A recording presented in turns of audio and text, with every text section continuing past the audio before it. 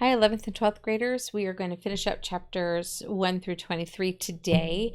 It won't be a very long lecture because you're right at the end of the chapter, and I'm going to quit early so that you can finish up the homework for it.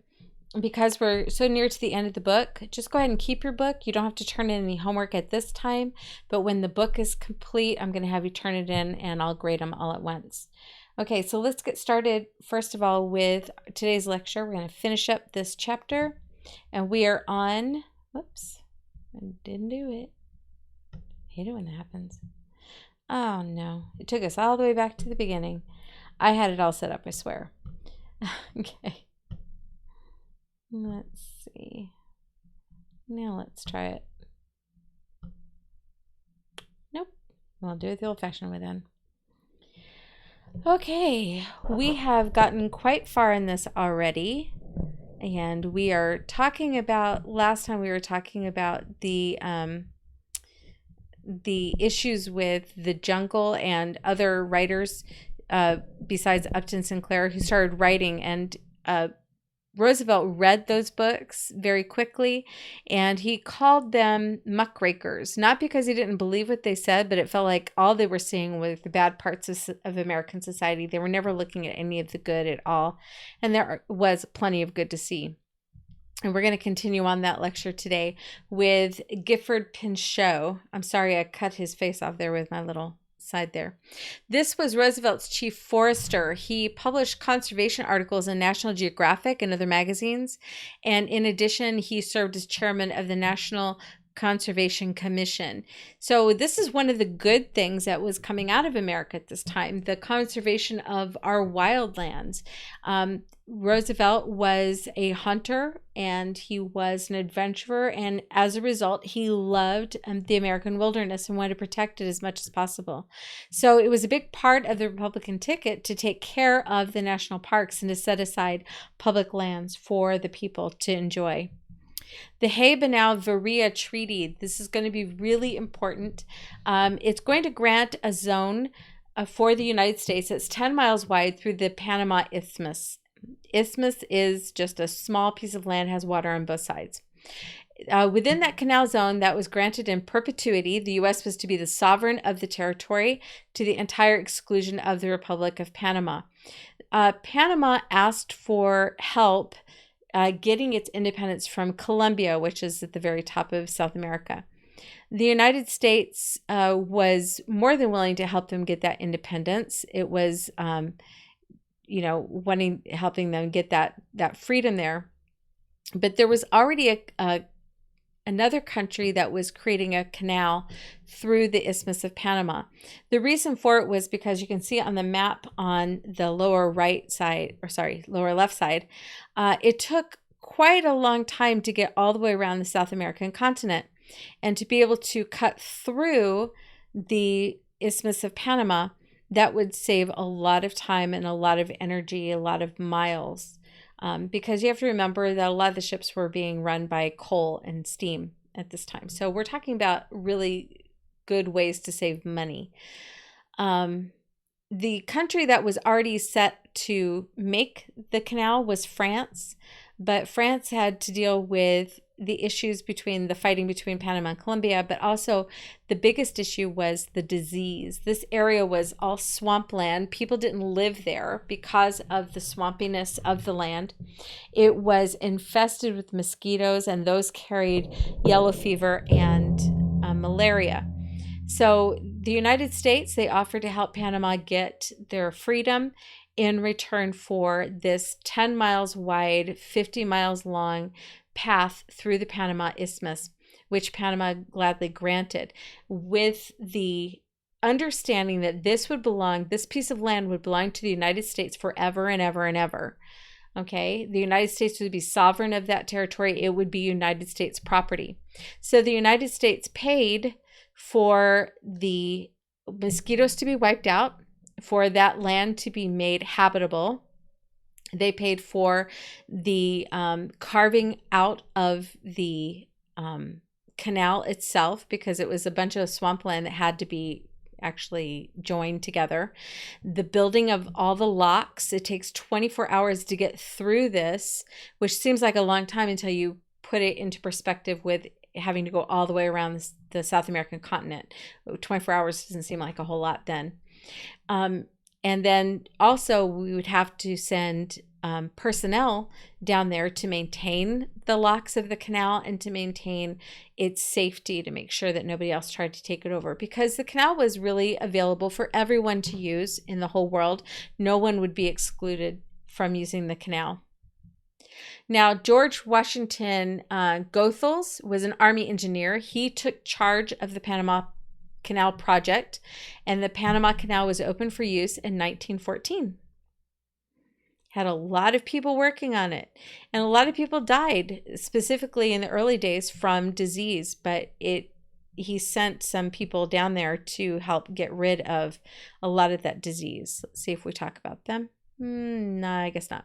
Okay, Roosevelt summarized his general foreign policy with the slogan, "Speak softly, but carry a big stick." The idea is that you can be as kind as you can. You can try to negotiate. That's always a good thing, but always be able to back it up with something else that is a little more motivational. Isn't that a great way to say it? So his idea was, we'll speak softly, we'll work together, but we're going to back it up with our military. So speak softly, carry a big stick. Don't mess with the United States. Now, the Roosevelt corollary, a corollary is anything that follows as a natural or logical result of something else, expanded the interpretation of Monroe's original policy statement. According to the Monroe policy, the United States would stand up for anybody in Latin America, specifically Central and South America, against being made a new colony of an old world nation, like from Europe. So his idea was that they would also protect, they would expand that original policy statement that would even protect people in South America and Central America from being taken over by their neighbors as well.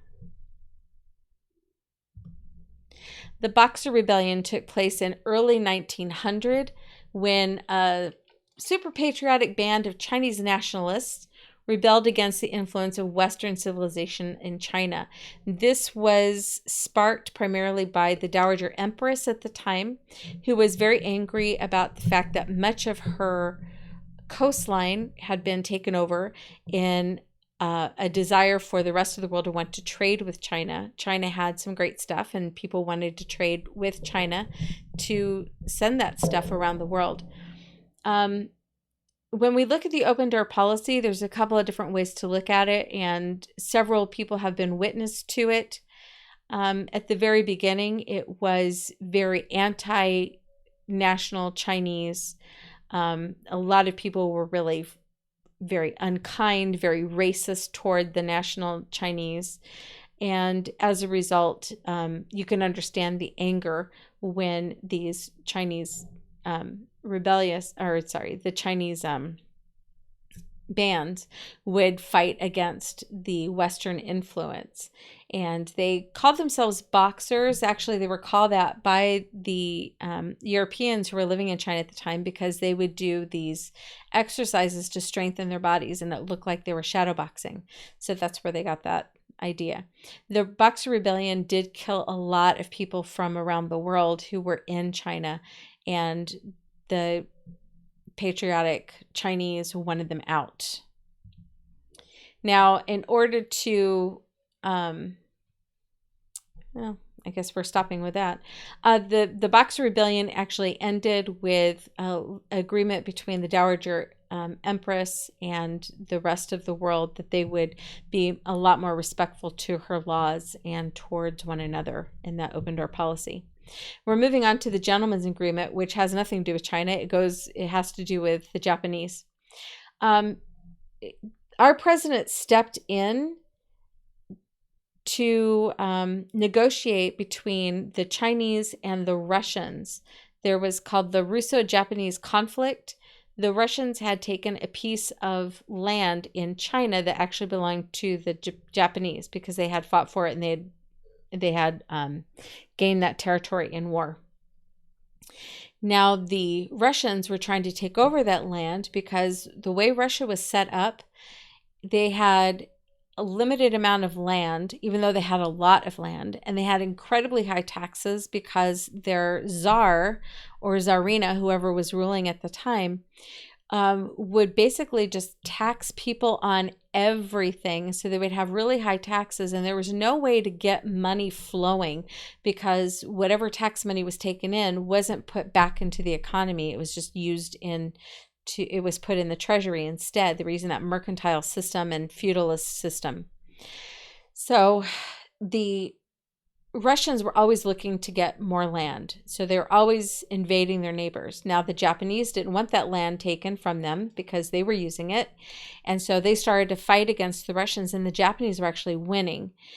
It looked like it was going to spark a really major kind of war here. So our president stepped in and said, how about we just talk this through?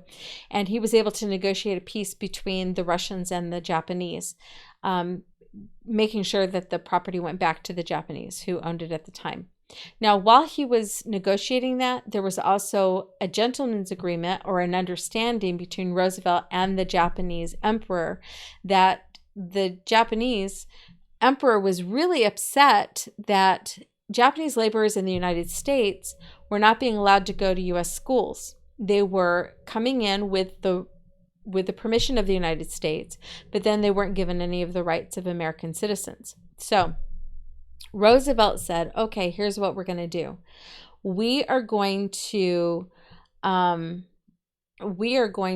open up the schools so that Japanese children can go to regular schools, but you've got to stop sending quite so many laborers in because we just can't incorporate them all into our nation at this time. So that was the gentleman's agreement, that the schools would be opened or desegregated and the Japanese labor force would be cut when it came to immigration. Unfortunately, there was a lot of racist uprisings in California and Washington and Oregon, where a lot of Japanese went to settle. This is just a sad, horrible place in American history that we have to acknowledge and say, wow, we really blew this. White people who were living in California, Oregon, and Washington would go after Japanese or Chinese people in their neighborhoods. They were racistly targeting these people, and it's just awful that happened. This boycott letter here, America versus Asia, progress versus retrogression, calling the people of Asia is being regressive as if they're so traditional that they cannot move forward, which is just silly because otherwise they wouldn't have been here. But according to this, there is a general boycott has been declared upon all Chinese and Japanese restaurants, tailor shops, and wash houses. All persons employing them in any capacity. That is just trying to drive people out. All friends and sympathizers of organized labor will assist us in this fight against the lowering of Asiatic standards of living and morals. This is labor unions who are using the racism that already existed to try to force out businesses that hired Japanese or Chinese people, and also to destroy the businesses of the Japanese and the Chinese people. And it was also they could get more money from their members who belonged to the labor union. It's just really awful. The Great White Fleet. Let's talk about this moment of greatness in American history. It's really kind of funny because Roosevelt was a very sarcastic, tongue-in-cheek kind of president. He was bombastic. He was larger than life. His phrase, speak softly and carry a big stick, tells you really everything you need to know about his personality. He was all about have a good show of strength, but have kindness behind it. So when the United States was people were starting to kind of make fun or, making comments about, the United States could be taken down a few pegs kind of thing. His response was not to apologize and say, oh, I'm so sorry, I didn't mean to offend you. His response was to take the battleships in the nation, 16 battleships, and then a dozen other naval vessels, had them painted white, and then sent them on a worldwide tour to visit all these different ports around the world. The purpose of this on the surface was, we are here in peace. The understanding below that surface was, look at our pretty battleships. See how strong we are? If you mess with us, we can take you out. That was what he was trying to say. He was speaking softly, but these were his big, big sticks. So he wanted to show people America's increasing military strength. The Mann-Elkins Act in 1910 is going to greatly increase the federal government's power to regulate business, and it's also going to strengthen the Interstate Commerce Commission by giving it greater control over the railroad shipping rates and bringing supervision of telephone, telegraphy, and cable companies under its control. The Mann-Elkins Act was really all about sticking it to the railroads. The railroads were not a bad thing. They were a good thing.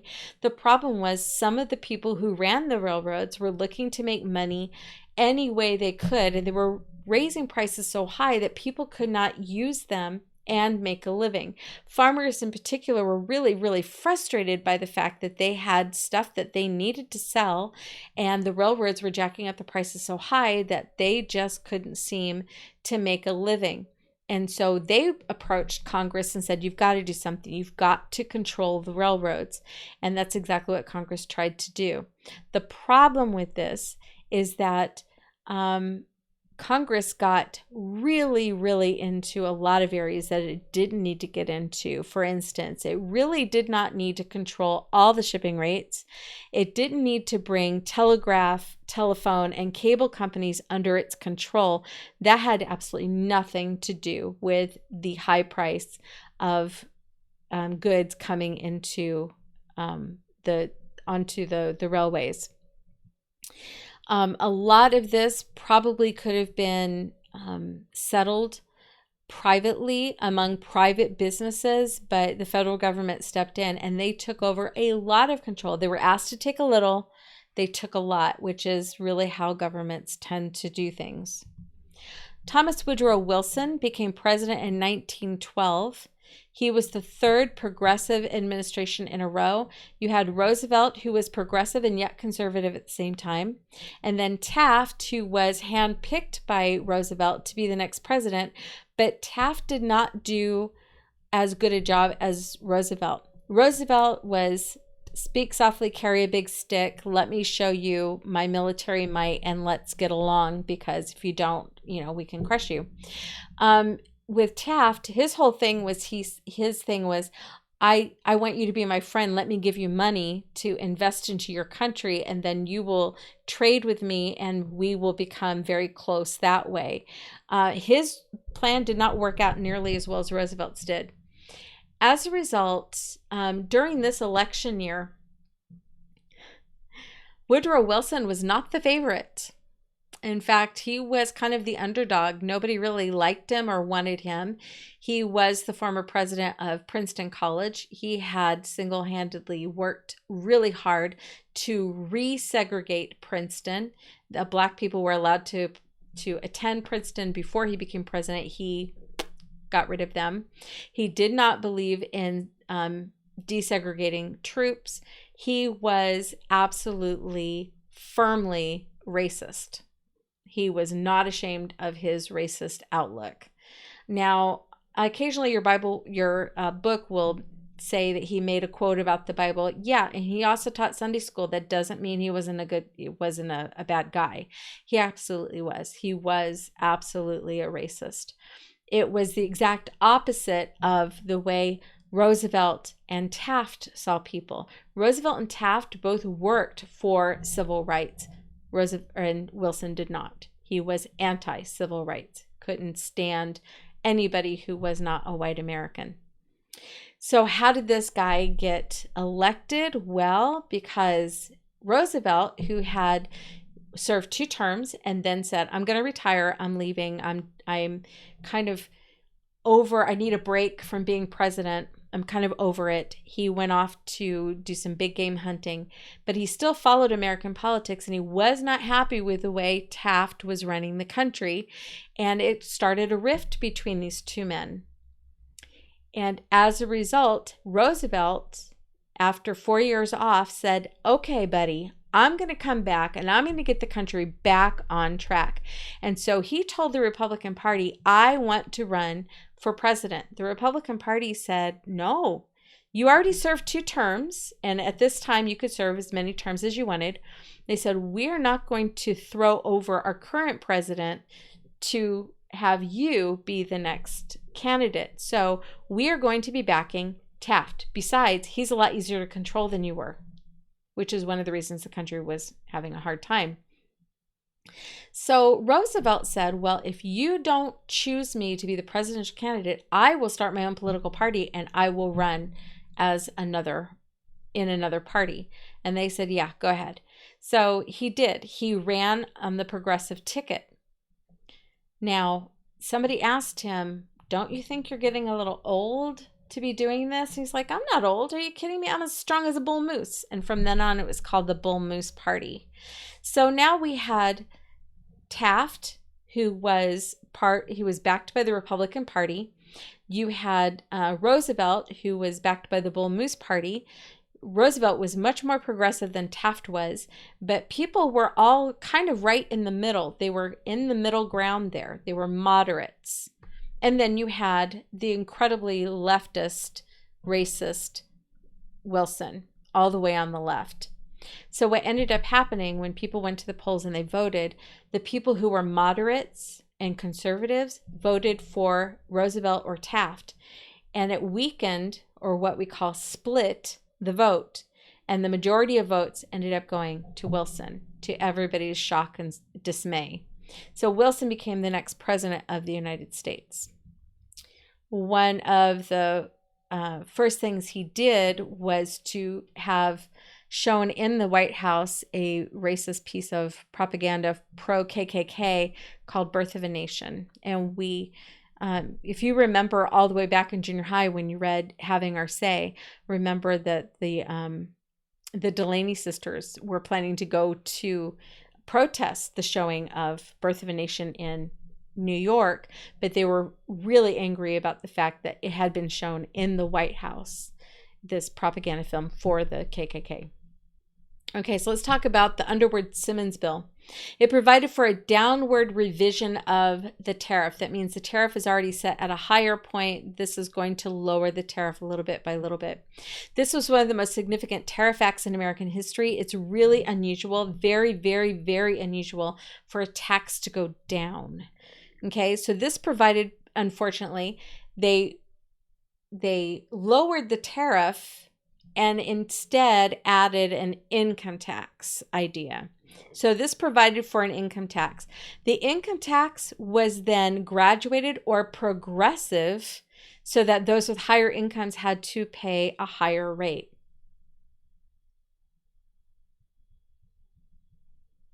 So they're going to decrease the tariff, and then they're going to take it out of everybody's pocket. The idea that the income tax would be graduated, that graduated income tax was one of the teachings of Marx, the man who wrote the Communist Manifesto. The graduated income tax says if you make a lot of money, you have to pay a higher percentage, not a higher amount just because you made more money, but a higher percentage. So let's say that I am extremely poor. I'm below the poverty level. I don't have to pay taxes because I am so poor. That's what this means. But if I am middle class, I will pay between 25 and 30% of my average income in taxes as a middle class person. If, however, I am wealthy, I make millions of dollars and sometimes multi-millions of dollars, I will have to pay, rather than 25 and 30% in taxes, 50 to 60% in taxes. That's what we're talking about. instead of everybody earning $1 and being able to keep a portion of their dollar, everybody gets to keep the same portion. Instead, it's the more you make, the more of your dollar goes to pay taxes. And that is still being used today. The idea of the progressive income tax, and we have current candidates for president who are pushing for progressive income tax to be even higher. We need to charge more in taxation. The rich need to pay their fair share. They want to up the percentage. Okay, in Mexico at this time, Victoriano Huerta was the leader of a revolutionary group in Mexico, and he murdered the head of Mexico's government and set up his own bloody and dictatorial regime. Wilson, President of the United States, said, I'm not getting involved in this. I am going to remain neutral from Mexico's problem. They have a man who killed the previous head of Mexico's government. He sets himself up in this bloody regime. I am not getting involved in this. And at the same time, he sent arms or weapons to Huerta's enemies. You cannot say you're going to be neutral and then give weapons to the other person's enemies. Now, the enemies were Venustiano Carranza and Francisco Pancho Villa. They fought against Huerta with United States weapons. They were given weapons by the United States to fight against Huerta.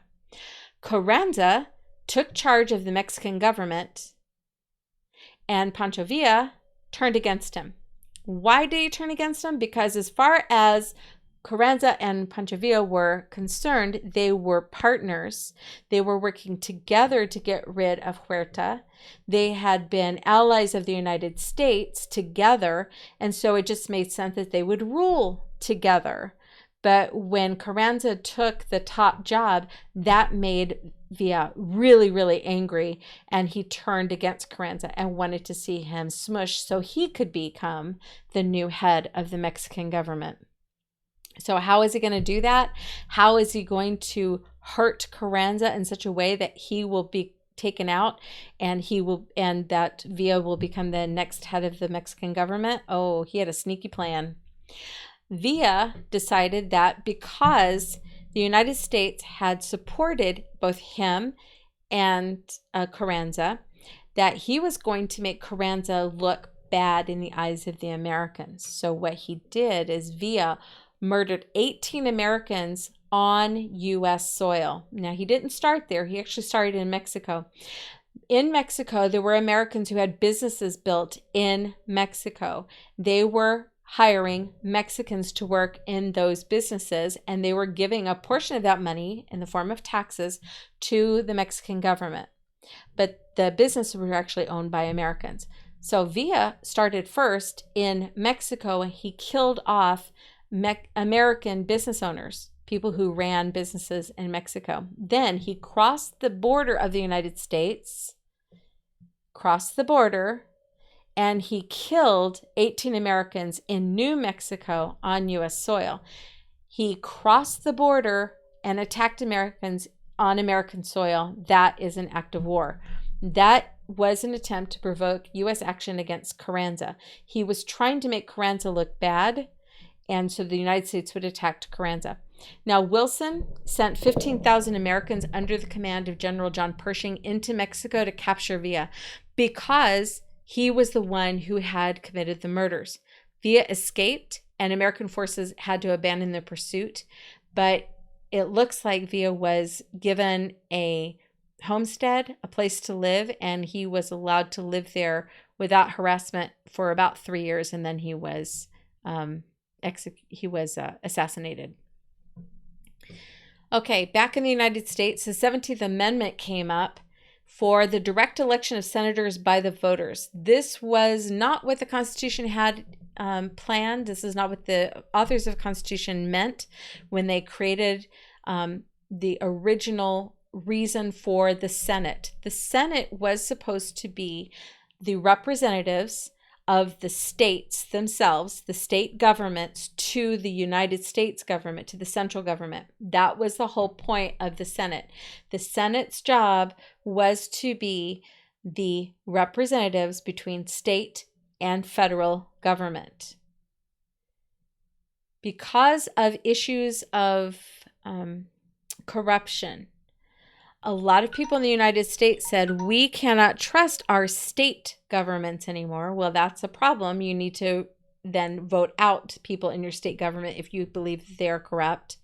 And they said, the corrupt state government leaders are sending corrupt senators to the Congress. We don't want them to choose our senators anymore. We want to choose them ourselves. That's exactly the opposite of what the Constitution was set to handle. The problem was not the senators being sent to the Congress. The problem was in the states. That's where it really should have taken, that problem should have been resolved. So the 17th Amendment provided for direct election of the senators by voters. So now everybody, like for instance in California, when I go vote, I can vote for all my representatives. That, according to the Constitution, is who I should be voting for, the representatives to Congress. But I also vote for the senators that go to Congress. That was not the original intent. It was supposed to be that the House of Representatives, those representatives represented the individual people in the state, and then the senators represented the state itself. Now, the 17th Amendment defeated that purpose, and so everybody voted for their representatives and their senators, the idea that this would keep corruption low or non-existent. Here's a spoiler, it did not, because people tend to vote very stupidly. We wish they didn't. We wish they did their research. We wish that they actually paid attention to what the representatives were doing in Congress, what they were doing in the House of Representatives, what they're doing in the Senate. But the truth is, we have some of the most corrupt people in our Congress today, and they have been in Congress for 30 or 40 years. They just keep getting reelected because their name is familiar, and that is what people use when they vote. They don't look at the actions. They don't look at what they have done before. They look instead at the name recognition, and that's what they're using to vote on, and that has become a big problem. So instead of having the best of the best in the Senate and in the House, we end up having the people with the best name recognition in the House and the Senate. Okay, that's where we're going to leave off today. I know we don't have much more to go. We have about 17 more, so probably another lecture, and then we'll be wrapping up these couple of chapters. Do your homework a little bit at a time so you don't get stuck with a lot of homework all at once. Don't forget to read for your literature class, and I will talk to you guys later. Have a really good day.